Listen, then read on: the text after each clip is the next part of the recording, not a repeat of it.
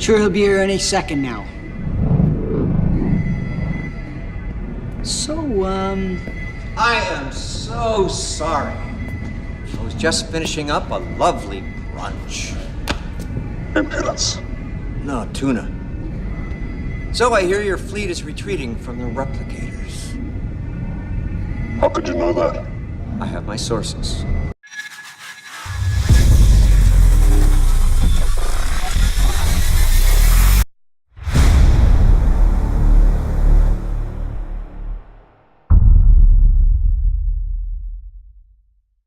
The weapon on the car was built by the ancients.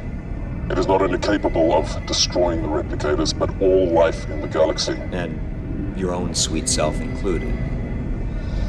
Yes. So why would you use it? I would not. But there is one who would. One who can survive such pervasive devastation. Oh, please don't tell me. Anubis.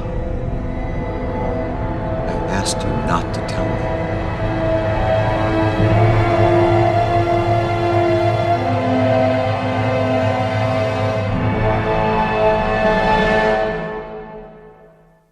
All right, everybody. Thanks for your patience, and I got another surprise interview for you guys today. So I'm going to introduce the talented Dean Aylesworth. Hello. How you doing, Dean? I'm doing very good, thanks. How are you, Ryan?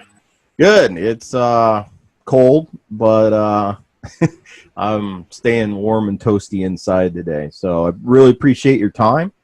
And Hey, man. got a bunch of questions for you. Had a pretty positive response. I posted a little more on Facebook and Instagram than I did last time for Kelly.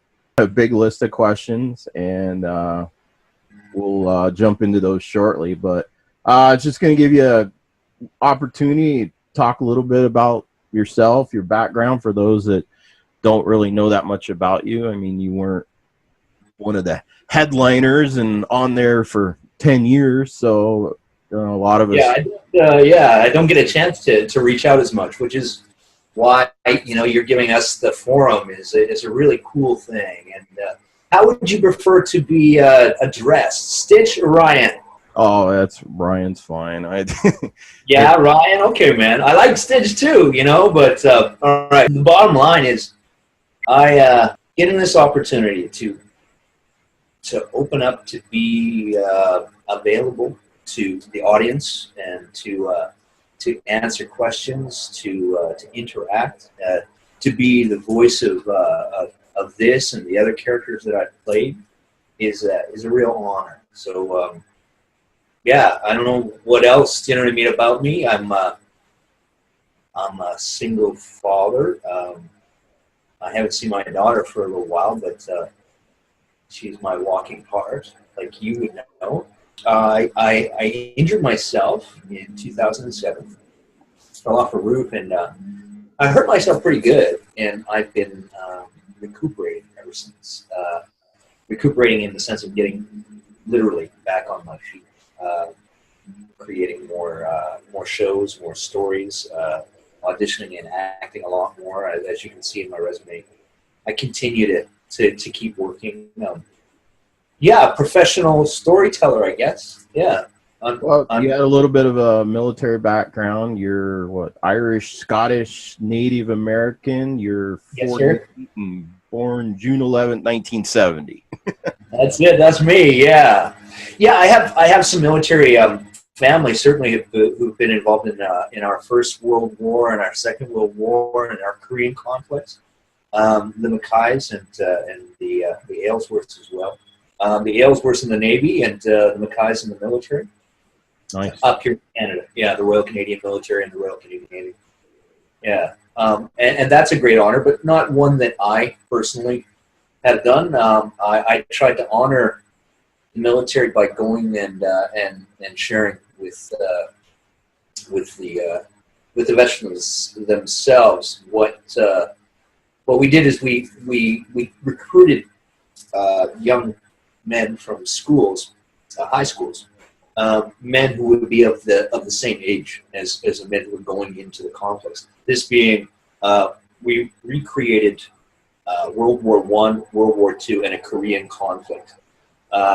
In that we did it as a stage live play, and we went to each one of the barracks all across Canada, bringing these young men from usually in the schools, in the high schools, they had drama clubs, and the man who had organized this from Veterans Affairs Canada had picked them out. There's a couple of people who've gone on to do some things. I've been really proud of that. I don't know. I mean, the military service is a very dear thing, and for me to say that I've served is, it's disingenuous.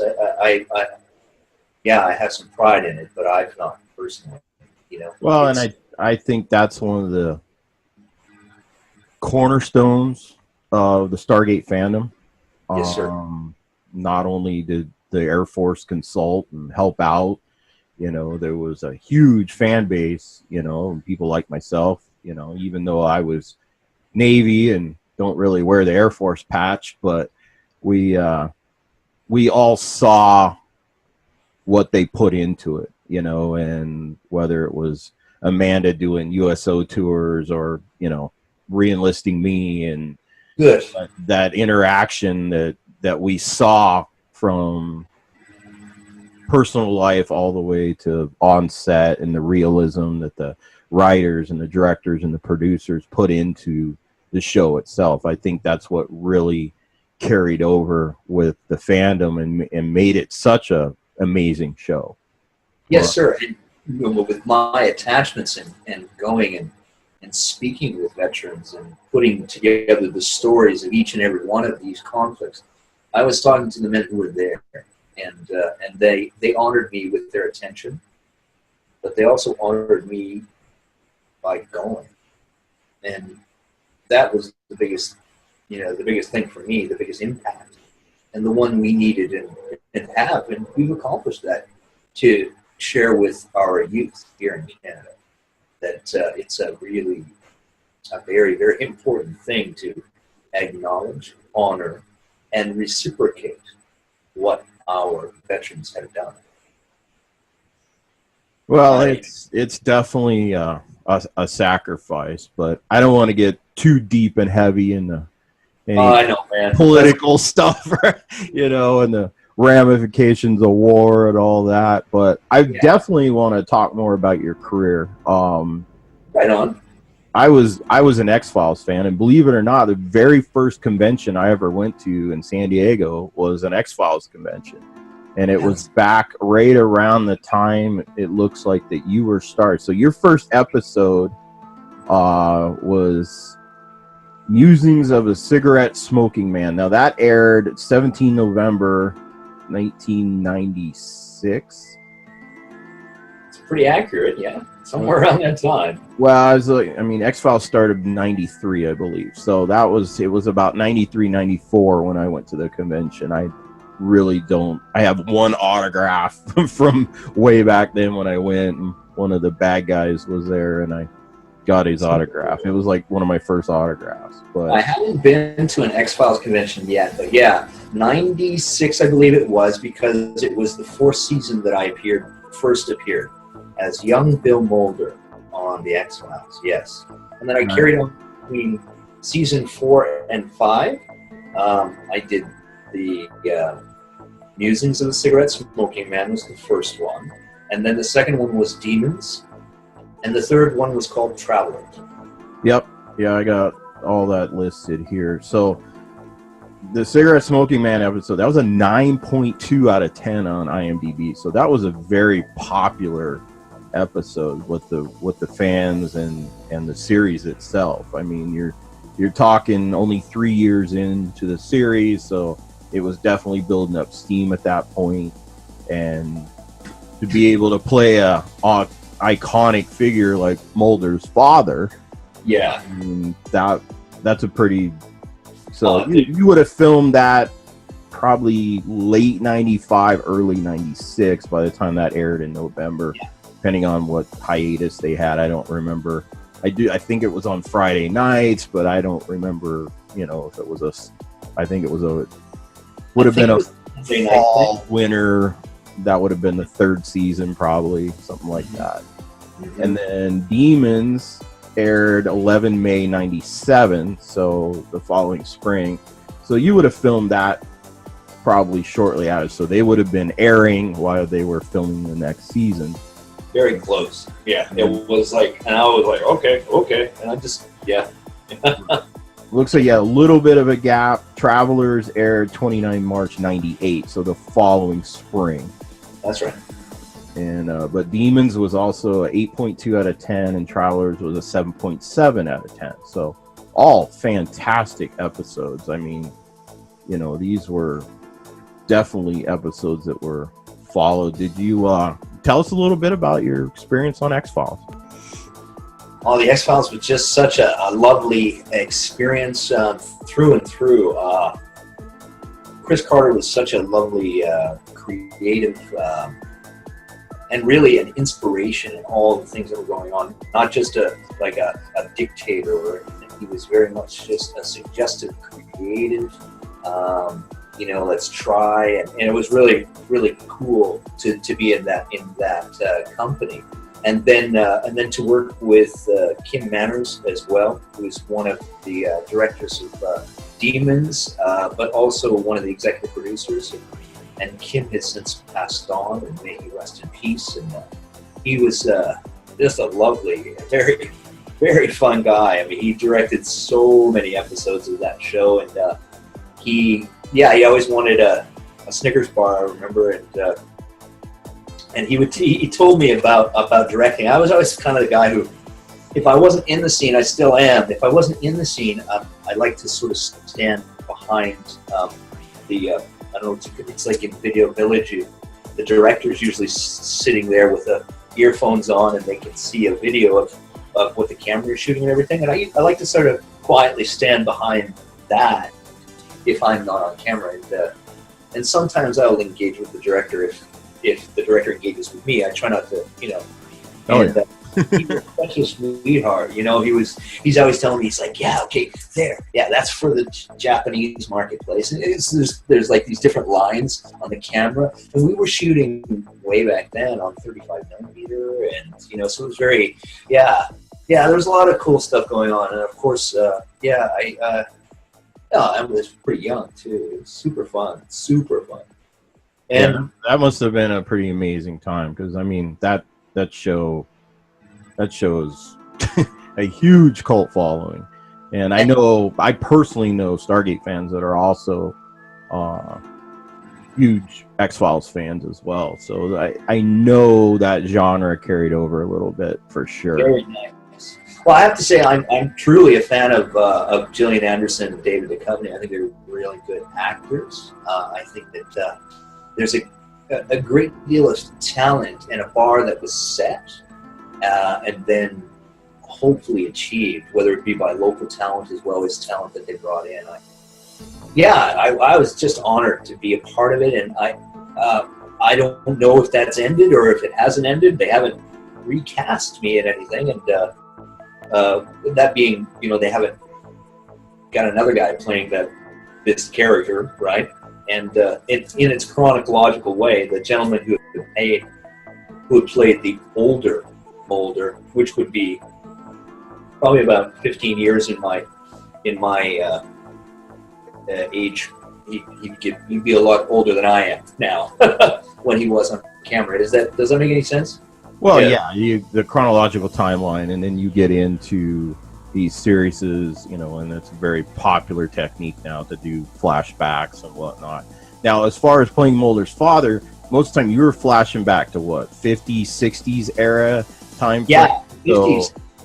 It was the coolest because I was talking with my girlfriend about the X-Files, and I just signed some cards and things, and so it brought up the X-Files, and it was really cool. The very first time they ever did, the Forrest Gump blue screen, where they had Gary Sinise and then Forrest Gump was playing ping pong, or he was meeting President Nixon or something like that. Right.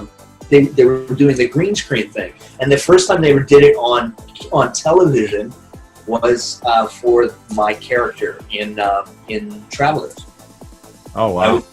It was so cool, and just he was like, I was directed to just sit and just be and do, but this green screen was behind me, and it was I kind of got up and did something and got up and sat down. It was really nothing at all, and it was so cool because they put me into the McCarthy hearings, and that's where Mulder had saw me and discovered his father way back in 1950 something, and so it was like 1950 and 1960, I believe, is the whole era. Well, and that brings in a whole, everything from the props and the costumes, whether it's old cars or just the way you were dressed, and that you start changing timelines that creates so much more work. Oh, it was definitely funky. And the time that they're talking about is, at least in their revealing of the story, was Mulder's sister had been abducted by aliens, and I was the father while that was going on, and there was some sort of conflict that had never been resolved, and it's not it's still out there in the ether. It's kind of fun. Well, I even remember as a fan, watching, and you're like, wow, so he knew about it, and Fox was so upset, and that was a huge story arc for the entire series. That's what drove his passion, for you to play such an integral part, of that, whether it was a directional anger or whatnot from Fox to his father, but that must have been amazing just to work with those people and so amazing. That. Yeah. But because of the timeline, I wasn't able to interact or act directly with Gillian Anderson or with David Duchovny because I was there. I had some other timeline. I would have really liked that a lot, I'm sure. They were so cool because they gave me so much presence and so much time and space of my own. There was such regard and such respect for what we were doing, and it was the basis, and I think is sort of the baseline for me of the starting off as the red herring or the bad guy, or the, you know what I mean, like the guy that you can kind of trust, but maybe you don't know if you can trust him, or hell, you should have trusted that guy, and that's kind of where my career went. Yeah, it really posed that, big question mark of how much did he really know? How much was he involved? Was he a patsy? I remember all that, and it really brought out the emotion because, Fox wanted to know where his sister was, and, how involved were you? And, I was just very, very cool. I mean, I got some fond memories of watching X-Files back in the 90s, when I'd come home from work, and there was many Friday nights, I was planted in front of the TV instead of going out and partying with my Navy buddies or whatnot. I loved that show. It was just, I think it's a big part, and I watched the new one that they just did. So I'm hoping, that there will be a resurgence of that, and they can bring some of that back. And who knows, you might get a phone call and play a old Mulder. Yeah, right. An older young Mulder. Yeah, yeah. Well, I don't mind the whole aging of that storyline thing, and yeah, I by some degree I still look similar to that, even the aged Bill Mulder. So it's fine. Yeah, and it does turn out that gentleman, the actor who played it, he's passed away as well. So.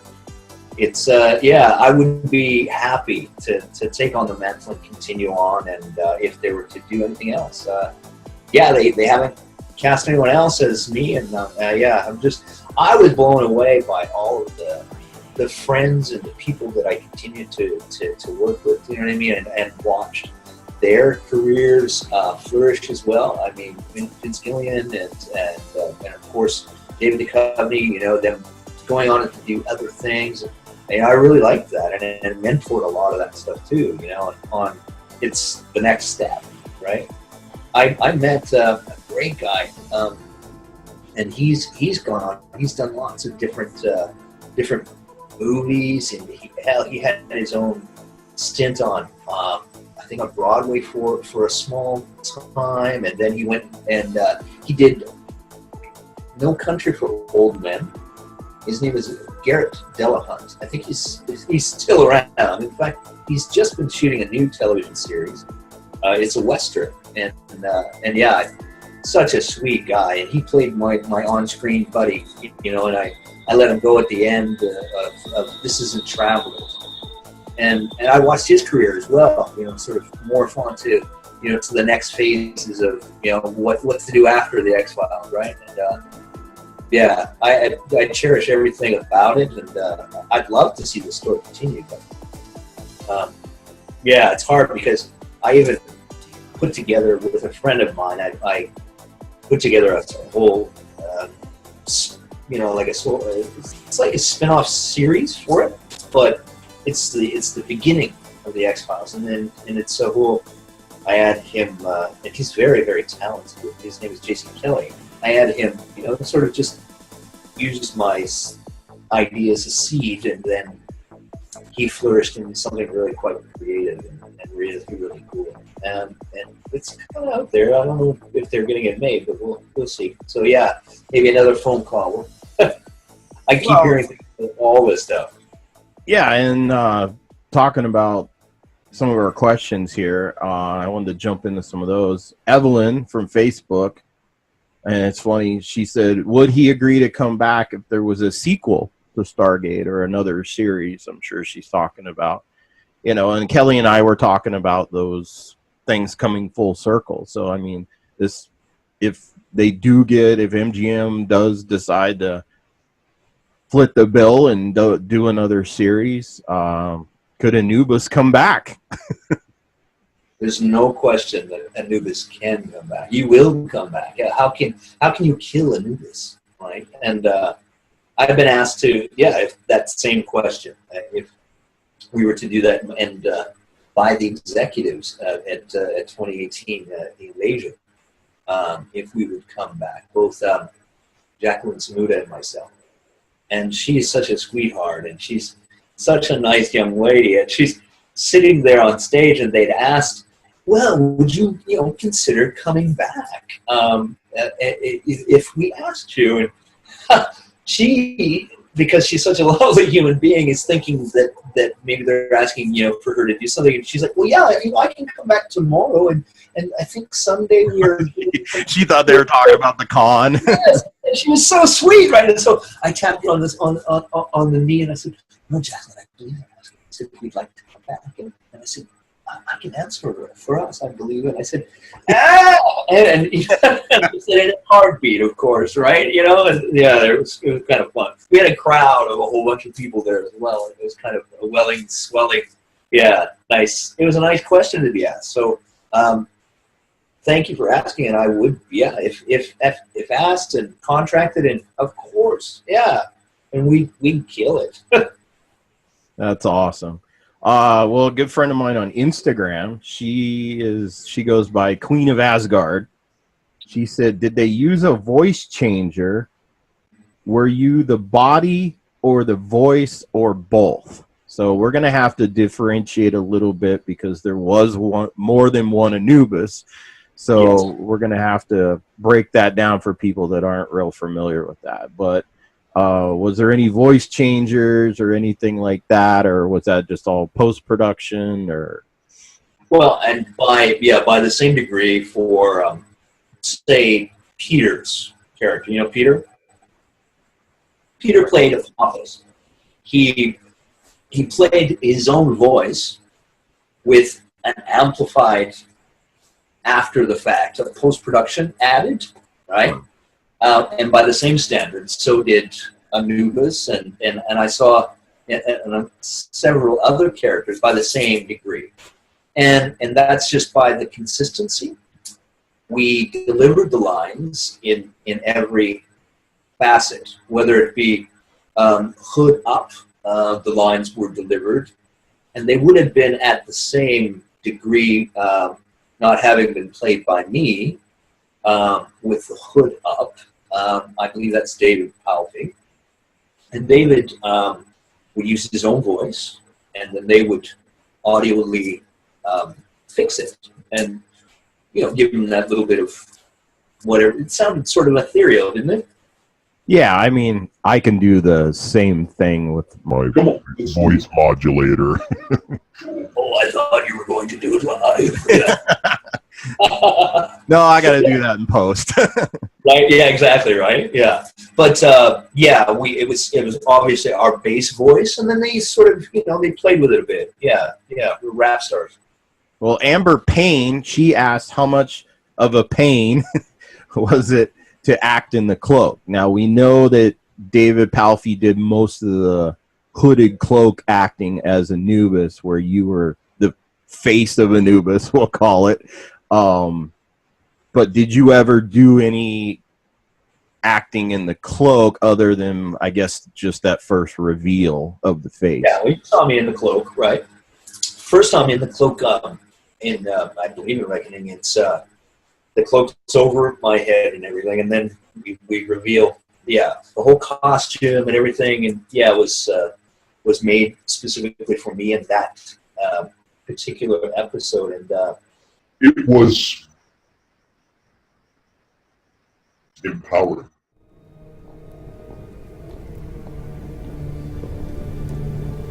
I've received word from the battle. The bulk of the fleet continues to engage the replicators as you have ordered. However, I believe it would be wise to pull our forces back. If we stop confronting the enemy on so wide a front, it may slow their advance and allow us a chance to mount a proper defense. You doubt my power? Of course not. But your fleet is falling into their hands rapidly. Not even the Cull warriors. Do not concern yourself. When the time is right, I promise you, this nuisance will be dealt with. Trust in me. As always. Hey everyone, that concludes part 1 of my interview with Dean.